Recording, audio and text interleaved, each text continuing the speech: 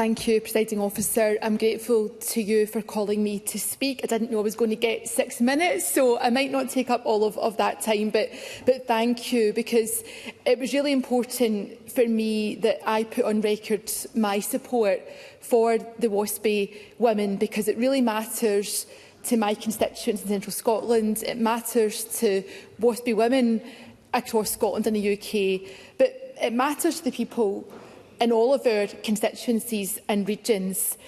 And I want to add my words of welcome to the WASPI campaigners who are in the gallery, and I'm sorry that you have to continue this battle. It is disappointing, in fact that's an understatement to say it's disappointing that this debate is necessary, but here we are today. And we're here because women affected by state pension inequality deserve justice, and no one today has argued against that. And there can be no justice without fair compensation. While an apology from the UK Labour Government is welcome, and it is really welcome, it's not enough, it's not good enough. It is undeniable that the Labour Government has been handed a tough inheritance after 14 years of Tory chaos. But 1950s-born women are not to blame for the constraints on public finances, and government is not powerless to act. And I don't think the purpose of this debate today is to explain or justify why the WASPI women should be compensated. Those arguments have been won. But this is a moment for this Scottish Parliament to unite. And I think that's what we're doing today. Everything I've heard today tells me that we are united. And after decision time today, when I hope we speak with one voice, then UK ministers must play their part. They must listen, and they must reconsider and work with us towards a just outcome for the women. We've heard some really good contributions from colleagues in the Chamber today. We heard a frank but fair speech from my colleague Beatrice Wishart, who I know spoke in the recent members' debate in support of the WASPI women also. And to Beatrice Wishart and to other colleagues who are wondering, it's not just Labour women who are furious and frustrated, it's Labour men too. It's our members, it's our supporters. And that's why we're not here to get a pat on the back for speaking with our colleagues today, but it's to also show that party democracy is as important as the democracy of the country. So I think it's good that we have space in our Parliament today to come together to debate these issues.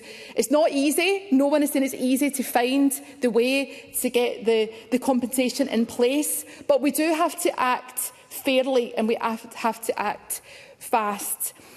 I follow on the contributions of other Labour colleagues today, including Katie Clark, who is heavily involved in the cross-party group on WASPI, as colleagues know, and can speak from experience from the development of Labour policy in the past. So we do have knowledge and insight that we can lean into.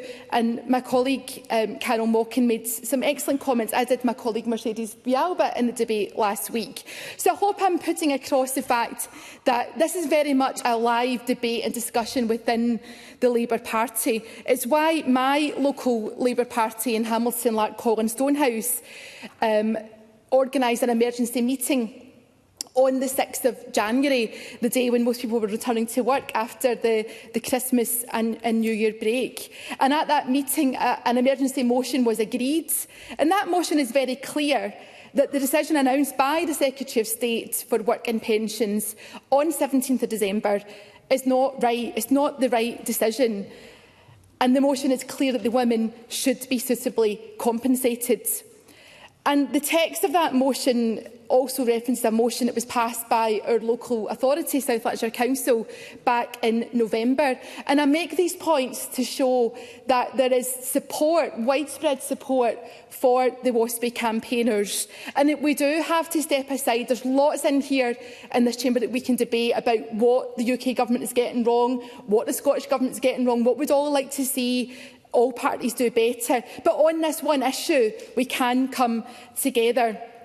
So what I want to say today, on behalf of my constituents, on behalf of my local Labour Party members who have asked me to speak up on this matter, is to say that no government gets everything right. But on WASPI, the UK government is in entirely the wrong position.